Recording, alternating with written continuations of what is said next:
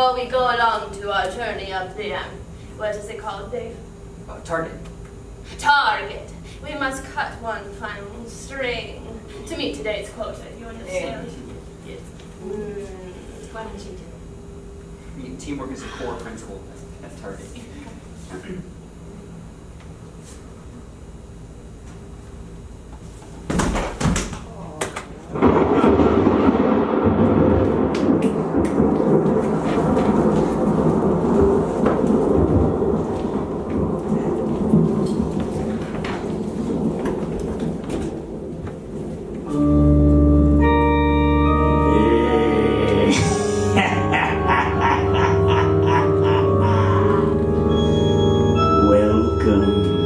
Welcome, good people. Please, don't be afraid. This is safe. You're in a very happy, welcoming place. Welcome to you all. Where are you? I hear you asking in your hushed, frightened tones. Well, good people, I have some bad news for you. For you see, as soon as you stepped over the threshold into this theater, you were transported to another place, another time. A place without time. A place without place. You have stepped into the Hall of Heroes. A place where all the greatest tales of heroism are kept. A cosmic library, and I am its keeper. I am the archivist. And this gentleman here, this is the situational android musician, or Sam for short. I programmed him to play in dulcet tones, so please, limit your flash photography. Now then, good people, it is my sacred and eternal duty to share the tales kept in these hallowed halls with all those who pass inside. And so, I have a very special treat for you. This evening, I shall be gifting unto you the greatest of all of my tales. Tonight, you shall bear witness to the Saga of the Shining Emblem. Chapter 7, The Legend of Destiny. However, this is no ordinary tale, for this tale is missing one key ingredient. The one thing every good story needs. A hero! But where is this hero? Why, they're sitting amongst your ranks at this very moment. That's right, good people. One of you shall be tonight's hero. Who amongst you is brave enough, strong enough, wise enough, and courageous enough to quest for the Shining Emblem? Simply raise your hand. What's this? The voices of fates have dictated for you because you're all too cowardly to volunteer? Please, who is tonight's hero? Who is it? Guide me, fates. Bring me a hero. Yes, please take a seat. Take a seat in the throne of heroes.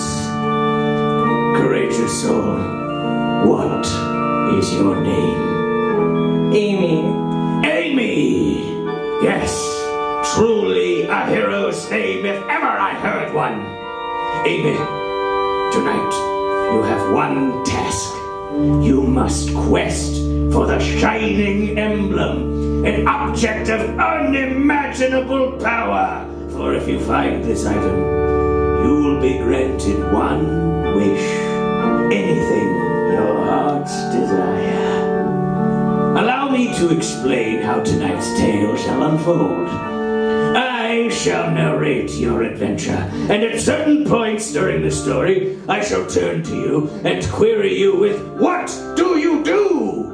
At which point, you can say literally anything, and I will change the story accordingly.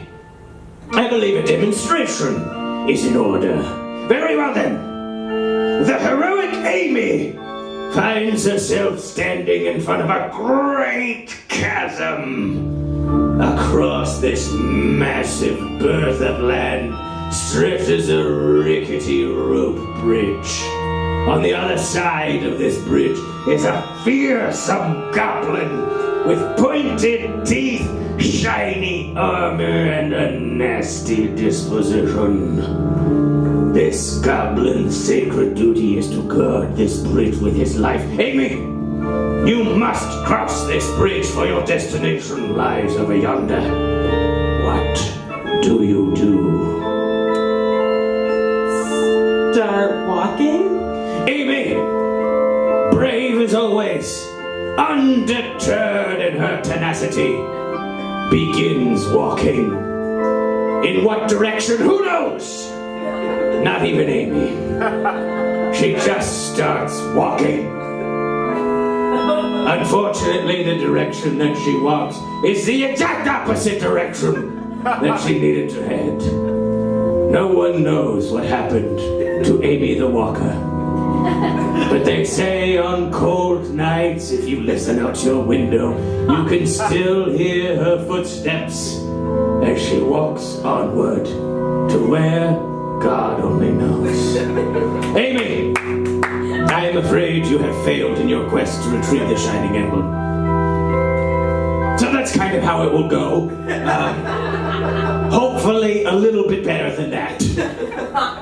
Now then, before we begin this quest, I've been told by many of our focus testing groups that they find my horrible aged visage very distracting and upsetting. Therefore, I shall use the most ancient of darkest magics in my grimoire to transform myself into a younger, more handsome, virile, great kisser form. Shield your eyes if you are sensitive to horrible magics, for I am about to transform into your narrator. Thank you, good people. I know it was a shocking transformation. Now then, before we can begin this adventure proper, there's one more thing that we need. A location for Amy's quest to begin.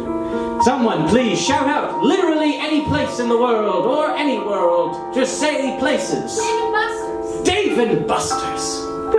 Perfect. Where all great birthdays are had. Very well then, Amy. Heroic Amy. Your story begins where all great stories begin. At the Times Square Dave & Buster's. For today is Amy's birthday. She walks into the Dave & Buster's and is greeted by their polite staff. Hello, Amy. We've been waiting for you. We've been waiting so long for your arrival. Please, come in, take a seat. I'm sure your friends will be here any minute. Go ahead and just take a seat anywhere. But then, hours pass, and no one has arrived. For it seems Amy has incorrectly listed the Facebook event information. And so everyone is confused. They don't know which Dave & Buster's. They don't know when to go to Dave & Buster's. They don't even know Amy's birthday, because who clicks on the info tab? And so Amy finds herself sitting alone at Dave & Buster's. Just when her depression is at its peak, she hears something unusual.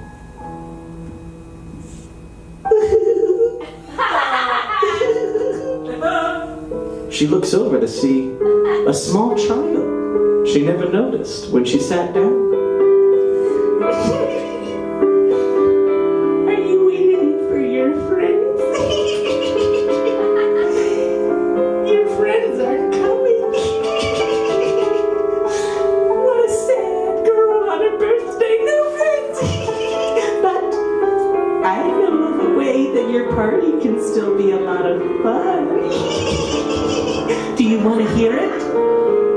Amy nods her head yes, for those in the back who could not see. Good. Another game. I love games. My games are so fun. So many souls in my game. Anyway, here's what you gotta do. You see, Dave and Buster's has come on hard times. Dave and Buster, they're not getting along lately. Their age-old friendship has been torn asunder. You see, they have different values, different beliefs that they hold dear, and, well, about 2 years ago, it all came to a head. And Dave declared war on Buster, and Buster, with no choice left to him, had to declare war as well, and now Dave and Buster's has been split in two. All the arcades are on one side, all the food and eatery is on the other. No one can agree on what Dave and Buster's should be. Is it a restaurant? Is it an arcade? Can you have parties here? Can you drink? What about all the children? No one can decide. Dave, Buster, they used to be the best of friends. Their friendship is an inspiration to me, a small child. And now, they can't even look at each other. But you are the one that they've been speaking of. The prophesized one. The one who would show up with the confusing Facebook event and solve everything. You can save their friendship. All you need to do is settle their dispute. Take a side. Make it diplomatic. I don't know, talk them into killing each other. Just settle this thing. I just want Dave and Buster's to go back to being the way it was. Will you help me? Yes. Oh, goody. I mean, goody. That's so great. I can't wait for your adventure. It's going to be so fun. Well, listen, there's something you should probably know about Dave and Buster's. This Times Square Dave and Buster's, it's not just any Times Square Dave and Buster's. It was built on an ancient Mayan temple. Most people don't even know the Mayans came up this far. But one did. A very good temple builder. He came all the way up to the island of Manhattan so that he could build his greatest temple. And when this Dave and Buster's was completed, they demolished the temple. It was destroyed, and all that's left is ruins, but that temple held a very special object. An object of unimaginable power that they say still resides somewhere in these halls. They say that it shines with a glow unlike anyone has ever seen. If you find this item, bring it to me, please. I need it for nothing important. Just bring it to me and don't use it for yourself, okay? Promise? Okay, great, thank you so much. All right, good luck. She sinks into the couch cushions and disappears. You now have a task ahead of you. You know that Dave and Buster, once the oldest of friends, have been torn asunder, and you must find a way to resolve this conflict and return Dave and Buster's to the happening hot spot it once was.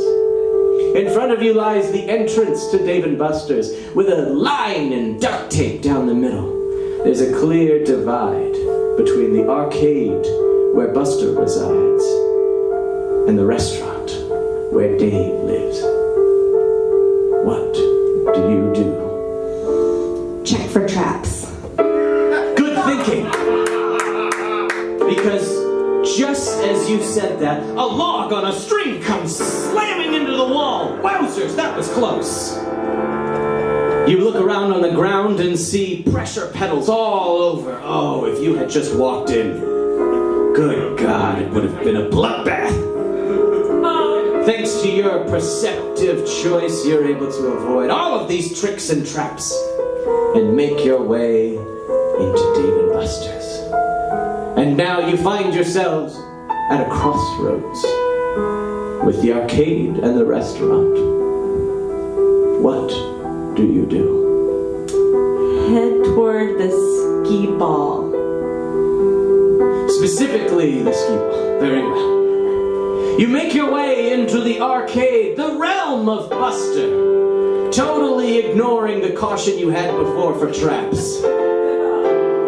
Thankfully, you're so determined to get to that skee-ball machine that you move so quick all the traps are tricking behind you, you don't even have to worry about them. The arcade is a massive, glowing cathedral to technology.